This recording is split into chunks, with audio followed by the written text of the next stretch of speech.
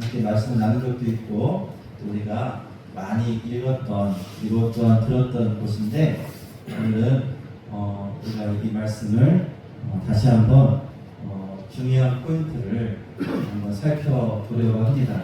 여러분 사도행전 9장은요 초대교회에 한 획을 긋는 사건이 발생하는 거예요. 그것은 어떤 큰 난리가 난 것이 아니라 어떤 큰 지진 아니면 세상에 우리가 모두가 막 깜짝 놀랄 만한 그러한 징조 이런 것이 아니라 사실은 한 사람 청년 사울이 예수를 박해하는 예수 믿는 자를 잡아 가두던 그러한 죄인들의 괴수에서 예수님을 만나고 회심하여서 하나님이 세우시는 이방인의 사도로 이제 부르심을 받는 바로 이 사건이에요. 근데 이 사건이 얼마나 중요하냐?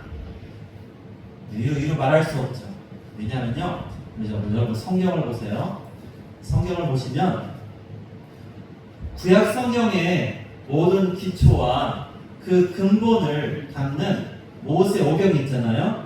창세기, 출애굽기, 레위기, 민수기, 신명기를 쓴 모세를 그 나일 강에서 건지신 하나님의 그 은혜로 인하여서 이스라엘 백성이 출애굽하였을 뿐만 아니라 그 이스라엘 백성이 광야 생활을 하고 이후에 말씀을 따라서 나라를 세우고 또한 그들이 하나님께 예배하고 제사하며 하나님의 친 백성으로 살 수 있는 그 기틀을 만든 그 사람이 모세였어요. 그러니까 구약 시대에서 이런 구약 성경과 특별히 성경과 말씀에 관해서 어떤 한 사람을 딱 집으면 모세가 그와 같은 역할을 하는 것이고요. 신약 시대에서 한 사람을 말하면 누구겠어요? 사도 바울이 여러분 신약 성경에 가장 많은 부분을 이 서신서를 그리고 특별히 우리가 오늘 함께 생각했던 로마서부터 이렇게 사도 바울의 편지 형식으로 우리한테 지금 전해지는 복음이 되는 거예요. 그래서 이 한 사람을 부르신 사건이 얼마나 중요한지, 얼마나 귀한지, 그로 인해서 여러분 이 안디옥 교회부터 시작한 이 선교의 시작이 온 아시아와 유럽과 이제 넘어서 유럽에서 북아메리카, 남미 그리고 나서 호주 할 거 없이 이제 아시아로 넘어와서 우리가 지금 예수를 믿는 그러한 하나님의 자녀가 되는 은혜를 입게 되는 것이죠. 여러분 사도 바울 한 사람을 부르는 이 사건은 그냥 한 사람을 불러서 그 한 사람만을 하나님이 얻고자 하는 게 아니요, 그 한 사람을 통해서 많은 사람, 마치 하늘의 미랄이 땅에 떨어져 죽음으로 말미암아서 그로 인해서 많은 열매 맺듯이 이 한 사람이 이제 예산에 죽고 다시 살게 되며 또한 그의 삶을 하나님을 위해서 헌신하게 됨으로써 여러분 이루 말할 수 없는 수많은 구원받는 역사를 이 땅에 가져오게 되는 거예요. 여러분 우리가 읽은 대로 빗속에서 예수님이 이 청년 사울을 만나 주셨어요. 하늘에서 큰 빛이 그를 둘러 비쳤다라고 이렇게 말씀하고 있습니다. 하늘에서 빛이 그를 둘러 비쳤다. 목요일날 서울 평창동에 갔습니다. 평창동에 어떤 동, 강원도 평창 말고 서울 평창동에 어떤 동네냐면 우리나라에서 가장 부자들이 사는 동네예요. 근데 거기에 서울예술고등학교에 옆에 도화물이 있는데 거기서 저희 딸이 학교에서 이제 무용 발표회가 있어서 갔는데 요즘에 여러분 무대 장치가 얼마나 기가 막힌지요. 콘서트를 가보셨나요? 그런데 가면요, 왜 콘서트를 가는지, 왜 현장에서 이렇게 연주회를 듣고 이런 무용 발표를 보는지 여러분 텔레비전 화면에서 보여주면은 진짜 시시한 거예요. 생동감이 없는 거예요. 요즘에는 이 무대장치가 너무나 좋아가지고 어떤 한 사람에게만 이 서치라이트가 딱 동그랗게 비치는 게 아니고요. 여러 명을 땅땅땅땅 비치기도 하고요. 또 합쳐지기도 하고요. 또 한 사람 그냥 이 빛에 의해서 그 무대가 움직여지고 또 사람들의 시선이 집중되어지고 또 그러한 움직임을 통해서 어느 정도 누가 중요한지, 누가 지금 중요한 역할을 하는지를 우리가 알게 되잖아요. 그런데 보세요. 지금 이 사도 바울이 하나님을 제대로 믿지 못하고 하나님의 뜻을 알지 못하고 예수님을 모를 때 그가 지금 개세인들한테 가서 이러한 예수 믿는 사람들을 끌어다 잡을 이 공문서, 이런 공문서가 뭔지는 모르겠어요. 우리가 그냥 여기 나와 있는 대로 보면은 뭔가 이 대상의 어떠한 확인서, 이 사람을 이렇게 권한을 주어서 할 테니 아마도 각 지역 회당이나 이러한 관공서가 이 청년 사울이 행하는 일을 도우라, 이러한 공문일 거예요. 그리고 그러한 권한을 이렇게 허락하라라는 그런 도움을 요청하는 내용이었어요. 그런데 이 공문을 가지고 이제 어디 가요? 다메섹으로 갑니다. 다메섹. 여러분 다메섹은 오늘날도 있어요. 오늘날은 근데 이름이 뭐라고 하냐면 다마스커스예요. 다마스커스. 지금은 시리아의 수도예요. 시리아의 수도. 이스라엘 이쪽에 요즘에 뭐 한참 한 10여 년 전에 시리아 난민해가지고 엄청나게 문제가 많았잖아요. 그 시리아의 수도가 다마스커스예요. 지금도 있습니다. 여기를 지금 가는 거예요. 자, 이 길은 어떤 길이에요? 광야길이에요. 그리고 여러분, 이 길은 여러분 한낮에 태양이 뜨겁게 원래 내리쬐는 곳이에요. 근데 그 한낮에 어떻게 됐다고요? 하늘로부터 빛이 비추는데, 여러분 낮에 빛이 비추는데 그 사람에게만 집중되는 그러한 빛을 비췄다는 거예요. 그러니까 이 차속에서 날빛보다 더 밝은 내 집 있네, 이런 노래. 아니, 햇빛보다요. 햇빛보다 더 밝은 내 집 있네. 햇빛보다 더 밝은 내 집 있네. 여기서 왜 햇빛보다 더 밝아요? 하늘 보좌, 하나님 보좌에서 나는 하나님과 어린 양 예수에게서 나오는 그 광채가 여러분 우리가 경험하는 이 빛보다 더 밝고 그 빛이 원조라는 거예요. 원본이에요. 여러분 여기 있는 태양과 우주에 있는 이 별들은요 하나님이 지으신 피조물이에요. 피조물이고 그것은 하나님의 빛의 모형일 뿐이에요. 그리고 참된 빛은 바로 우리 하나님이시라는 것. 그래서 요한복음 1장에도 참빛, 곧 세상을 비추는 빛이 이 땅에 오셨다. 그게 누구예요? 예수님이에요. 그 예수님이 저 하늘 보좌에서 지금 자기를 따르는 이 예수 믿는 사람들을 잡아가는 이 청년 사울에게 그 햇빛보다 더 밝은 빛을 비춰주셨어요. 그리고 예수님이 부르십니다. 어떻게 부르세요? 사울아, 사울아. 여러분 이 호칭을 2번 불렀어요. 사울아 하지 않고 사울아, 사울아 하고 2번 부른 것은요 그 의미가 강조되는 것입니다. 그리고 이 부르심에서 예수님께서 직접 이 청년 사울을 부르시는 바로 그 순간이 이 청년 사울에게 있어서 가장 중요한 삶의 전환점이 되는 순간인 것을 우리는 볼 수 있습니다. 여러분은 누가 자기를 불러주면, 누가 불러주면 좋으세요?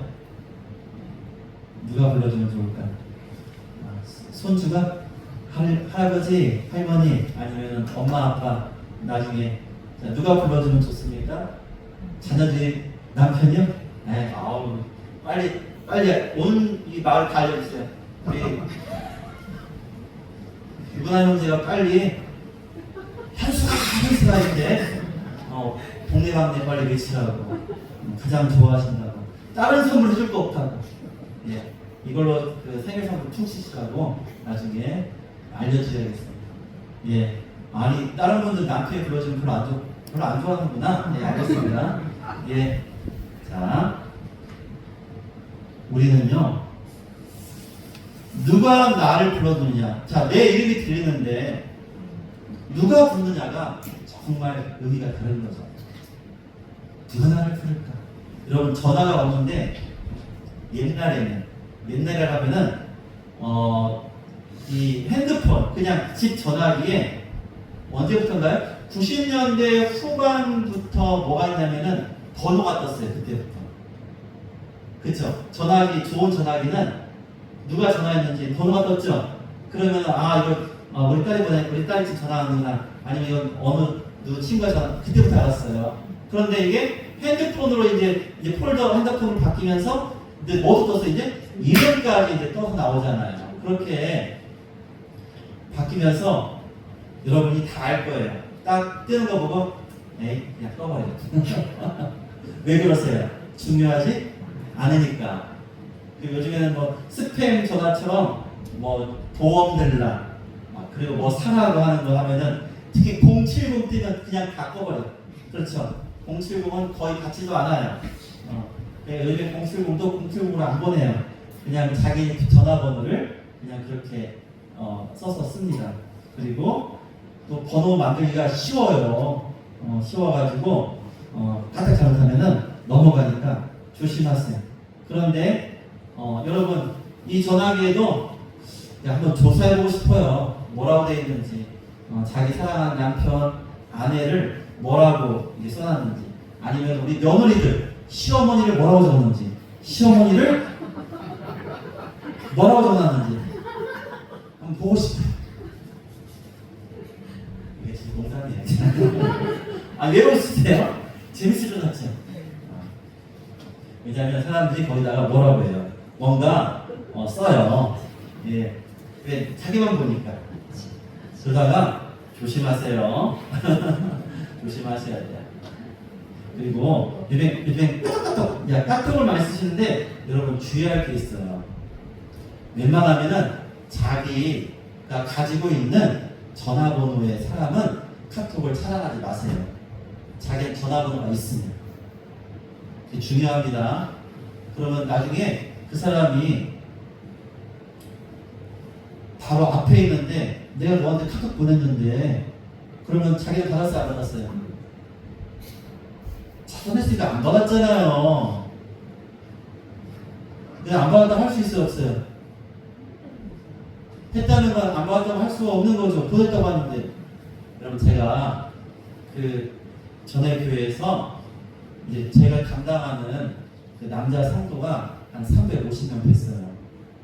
그러니까 매일 이제 단체 문자로 이렇게 보내드립니다. 성경 말씀하고 또 교회 소식 보내주고 같이 기도드리고 나누고. 그런데 뭐한 사람들이 계세요? 저를 차단하는 사람들이 있어요. 근데 만났어요. 만나가지고 형제님, 집사님 제가 보내드렸는데 그래야 딱 찾는 신용을 해. 근데 못 찾아. 차단한 거예요. 그러면 창피해요. 창피한 게 아니라 민망하잖아요. 그러니까 적어도 자기 전화번호에 이름이 있는 사람 차단하지 마세요. 이름 없는 사람 차단해도 괜찮아. 왜? 그러면 누구 건지 모르니까. 하지만 있으면은 이름이 뜨는데 그렇게 하시면 안 돼요. 제 거 차단하시면 빨리 푸세요. 농담입니다. 저희 교회들은 없죠. 네. 여러분, 나를 누가 불러주고 누가 나에게 전화해 주느냐, 내 이름을 누가 불러주느냐가 얼마나 중요한지 몰라요. 김춘수 시인의 꽃이라는 그런 시가 있어요. 거기서 내가 그의 이름을 불렀을 때 그 사람이 뭐예요? 의미가 되는 거예요. 의미가 생기는 거예요. 그러니까 거기 안경제비, 저희 어렸을 때 학교에서는 안경 쓰는 사람 많지 않으니까 안경 쓰면 야 안경제비 일로 와. 선생님도 이렇게 불렀어요. 야 여기 키 작게 멀게. 그렇게 안 했어요? 선생님들이 이름 모르니까 그렇게 불렀다고요. 얼마나 그러면 듣는 사람 기분 나빠요. 그런데 정말 좋은 선생님들은요, 자기가 혹시 잊어버렸으면 출석부를 한번 보고 확인하더라도 이름을 불러주는 선생님이 따로 있었어요. 근데 그 윤리 선생님이 저는 기억이 나요. 그리고 사람의 이름을 불러줄 때, 친구의 이름을 불러줄 때 그것이 훨씬 더 수업도 잘 듣게 되더라고요. 왜요? 저분이 내 이름을 아는데 어떻게 좋아요? 전 여러분 이름을 다 아는데 왜 좋으세요? 여러분, 예수님이 이렇게 말하는 거예요. 내가 왜 나를 핍박하느냐? 우리가 읽었잖아요. 내가 왜 나를 핍박하느냐? 그리고 5절에 그러니까 주여 누구시니까? 하니까 뭐라고 해요? 나는 내가 박해하는 예수라라고 하는 거예요. 저는 오늘 말씀 준비하면서 여기에 막 스톱됐어요. 스톱. 이 말씀을 오늘 나누려고 해요. 우리 내용 잘 알잖아요. 아니 지금 청년 괴수 이 이스라엘의 희망 대사람들이 이 청년한테 모든 걸 맡겨가 정권 부여해가지고 지금 가는 이 청년 사울은요, 누가 뭐래도 엘리트요, 누가 보더라도 훌륭한 사람처럼 보였어요. 그런데 그가 하는 일은 예수님을 박해하는 일이라고 했어요. 근데 예수님을 만나본 적도 없어요. 여러분, 사울은요, 이 사도 바울은 생전에 예수님 만나본 적이 없어요. 그래서 성경학자들이 아무리 생각해봐도 이 같은 시대 사람임에도 불구하고, 그러나 예수님이 공생의 사역을 시작하기 전에 그가 수학을 마치고 갔다가 예수님이 승천하신 이후에 그렇게 오게 됨으로써 아마도 이 청년 사울은 예수님께 직접적으로 복음을 듣지 못한 그러한 이 시간의 차이가 있었을 것이다라고 보는 것이 합당하다, 이렇게 말을 합니다. 어쨌든 보세요. 내가 왜 나를 박해하느냐? 아니 나는 예수님을 본 적도 없고 이제 처음 보는데 제가 언제 예수님을 박해했습니까? 그런데 분명히 예수님 뭐라고 해요? 나는 내가 박해하는 예수다. 예수님은요, 말로만 내가 교회의 머리요 너희는 나의 몸이다 라는 이 귀한 진리 있잖아요. 에베소서에서 말씀하는 그 놀라운 진리가 그냥 말로만 된 게 아닌 거예요. 예수님은요, 이 땅에 사는 성도들을 누군가 박해하는 것을 우리 주님이 뭐 하신다는 거예요? 박해를 받는다는 거예요. 저는 그냥 이 말씀을 준비하면서 이게 너무나 와닿는 거예요. 아니 그렇다면 우리는 왜 예수님처럼 내 교회 형제자매가 아프고 어렵고 힘드는 것에 우리 주님처럼 아파하고 우리 주님처럼 마음 쓰고 기도해주고 위하고 돕고 섬기고 사랑하지 못하나? 라는 그러한 생각을 하게 되며 회개하게 되었습니다.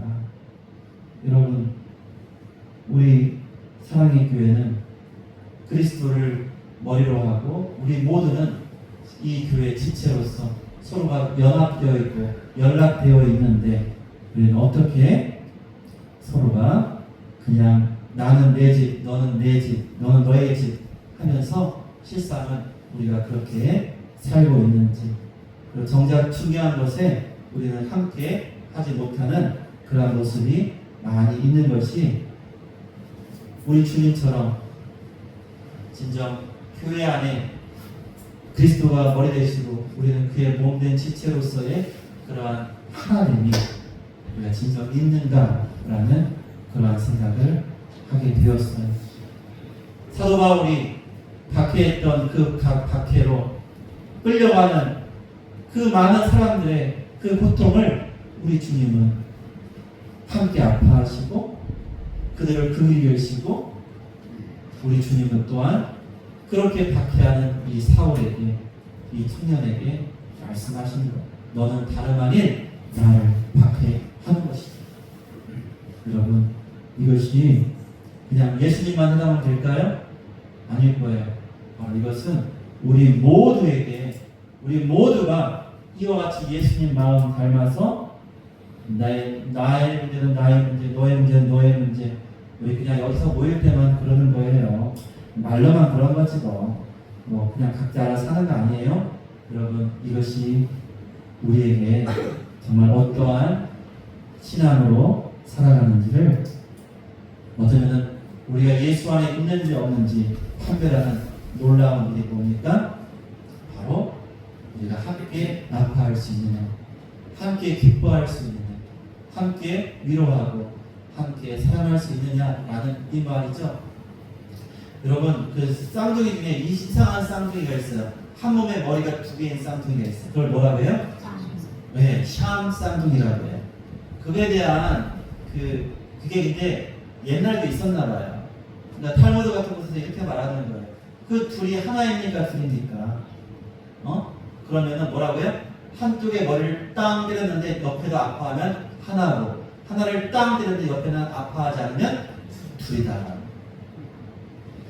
이게 뭐예요? 우리 성도 중에 한 사람, 한 가정이 아파하는데 나머지는 룰루랄라 나는 몰라 하면 이거 한 교회가 아니라는 거예요. 우리 교회가 하나라는 거 거짓말이라는 거예요. 거짓말. 예수님을 박해했을 때 예수님은 하늘나라에서 나는 하늘나라야 너희는 알아서 해라. 여러분, 우리 주님은 교회 머리가 아니시죠. 교회 머리신 주님은 이 땅에 백성들이, 하나님의 자녀들이 아파하고 슬퍼하고 고통당할 때 우리 주님은 그 모든 십자가의 고난을 당하셨음에도 불구하고 여전히 우리 주님은 우리와 함께 고통 받으신다는 거예요. 여러분, 그 사실이 우리 주님만이 해당하는 것이 아니라 우리 모두에게 행해지는 것입니다.